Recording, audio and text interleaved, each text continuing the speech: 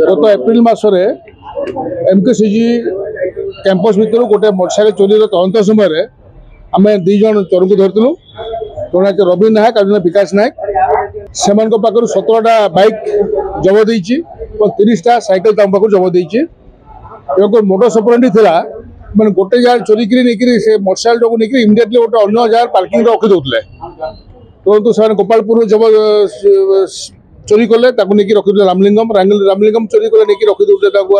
MKCG पाखे motor सपरेंडी आता SDPO town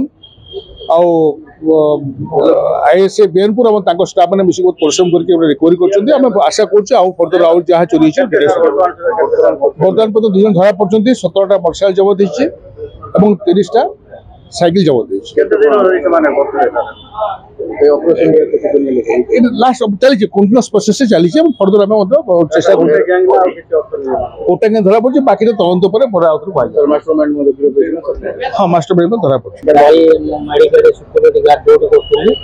दीटा मो गाड़ी पड़ता आर वर्ष 30 तारीख ए वर्ष 30 तारीख गाड़ी मिली मो बियानपुर थाना एफआईआर कॉपी वर्ष पर गाड़ी मत काली सार फोन करते गाड़ी मिलला कौन कह पुलिस गाड़ी धन्यवाद दूसरी पुलिस का गाड़ी मिलला।